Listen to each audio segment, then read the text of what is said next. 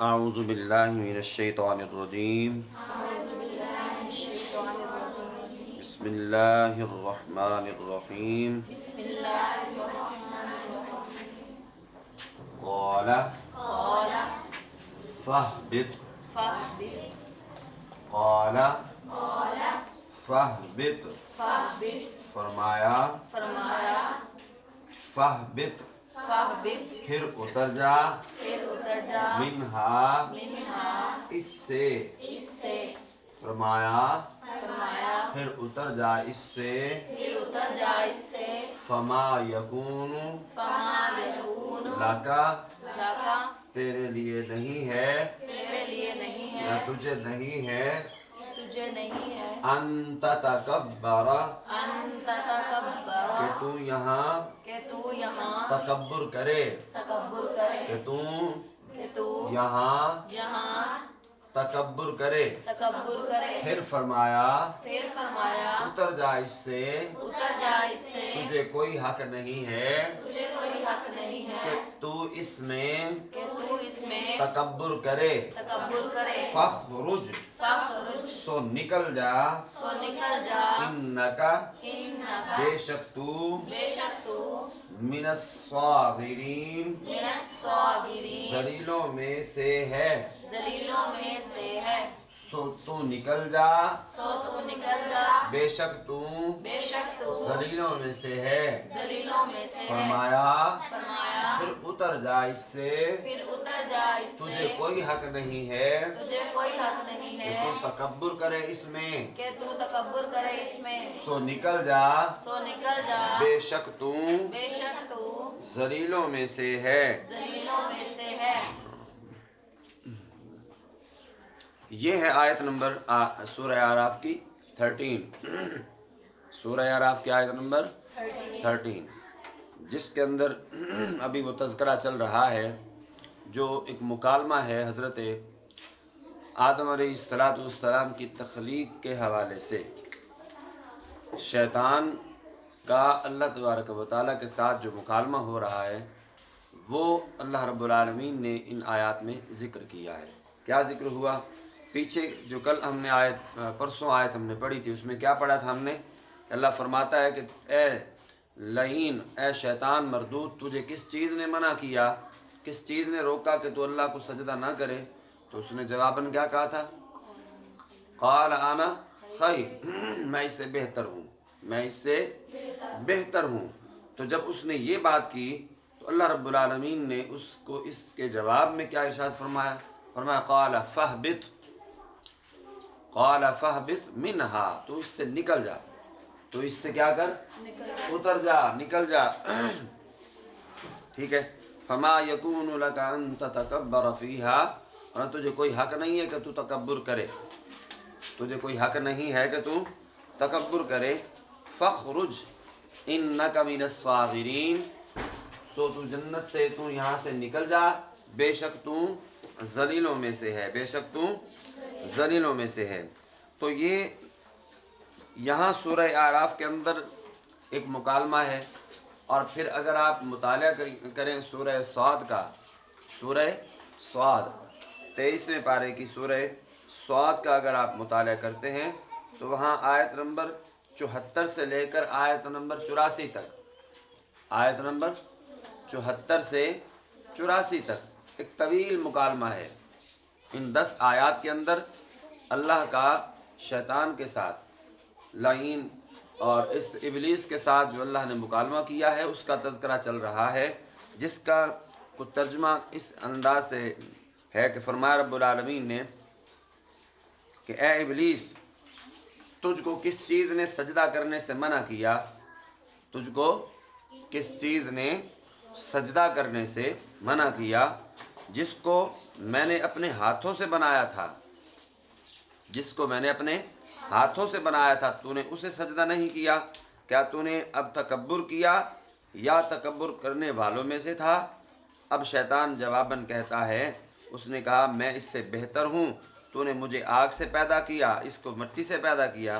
تو اللہ رب العالمین نے فرمایا تو اس جنت سے نکل جا، کیونکہ بے شک تو مردود ہو گیا اور بے شک قیامت کے دن تک تجھے میری لعنت ہے، قیامت کے دن تک تجھ پر میری لعنت ہے۔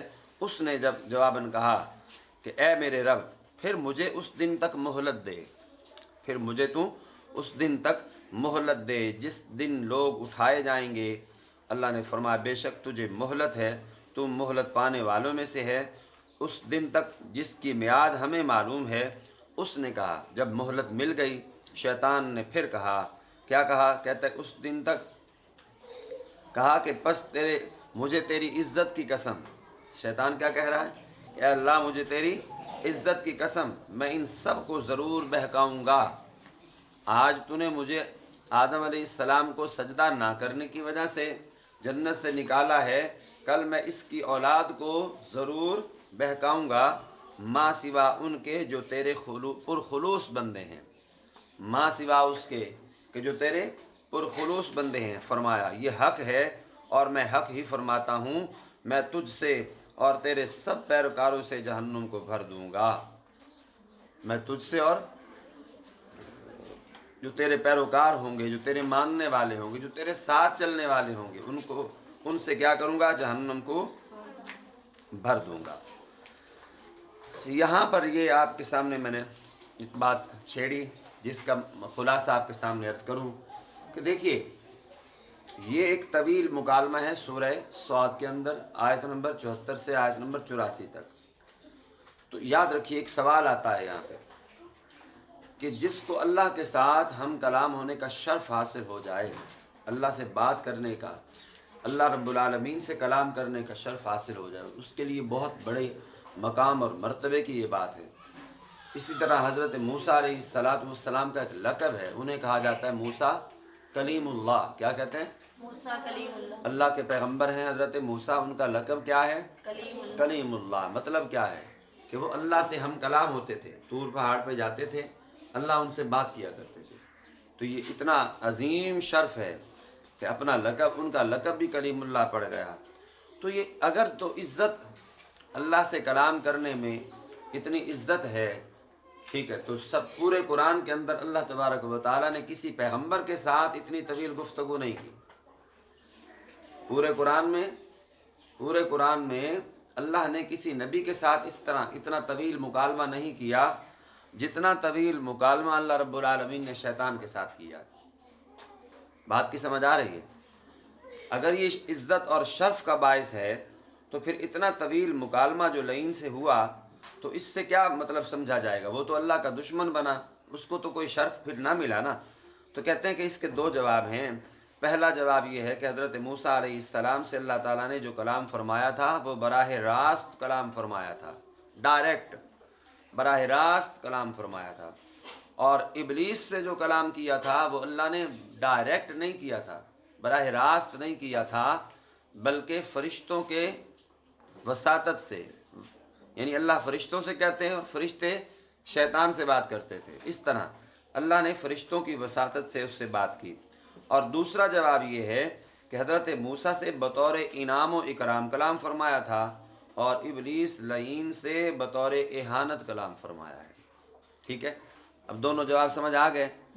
پہلا کیا ہے کہ حضرت موسیٰ علیہ السلام سے اللہ نے جو کلام فرمایا ہے، ٹھیک ہے، وہ کیا ہے؟ ڈائریکٹ، براہ راست ہے، اور جو ابلیس لعین سے اللہ نے مکالمہ کیا ہے وہ ڈائریکٹ نہیں ہے، بلکہ کیا ہے؟ وہ فرشتوں کی وساطت سے ہے۔ اور دوسرا کیا ہے؟ حضرت موسیٰ سے جو کلام فرمایا اللہ رب العالمین نے وہ بطور انعام ہے، اور جو شیطان سے اللہ نے کلام فرمایا وہ بطور اہانت ہے، بطور اہانت اور انسلٹ کے ہے۔ تو اس لیے اس سوال کا جواب یہاں ختم ہوا۔ آگے یہاں پر آپ نے بات سمجھ لی، مختصر سا تذکرہ اس میں کیا کہ جب اللہ کو اس نے انکار کیا، اللہ رب العالمین نے حکم فرما دیا کہ تو یہاں سے اتر جا، تجھے حق ہی نہیں ہے کہ تو تکبر کرے، اور جو تکبر کرنے والا ہوتا ہے وہ ذلیلوں میں سے ہوتا ہے۔ تکبر کرنے والے کے بارے میں کیا فرمایا؟ وہ انک من الصاغرین۔ یاد رکھیے جو تکبر، اکڑ، جیسے کل میں نے آپ سے کہا تھا کہ صرف شیطان نے یہ کہا تھا قال انا خیر، کہ میں اس سے بہتر ہوں، یہ ایک تکبر کی انسان کے اندر یہ بو اور اکڑ آتی ہے. تو کریم آقا علیہ الصلوۃ والسلام نے متکبر شخص کے بارے میں پتہ کیا ارشاد فرمایا؟ فرمایا جس کے دل میں رائی کے دانے کے برابر بھی، رائی کا دانہ بہت باریک سا ہوتا ہے، جس کے دل میں رائی کے دانے کے برابر بھی تکبر ہوا تو وہ جنت کی خوشبو بھی نہیں سونگھ پائے گا.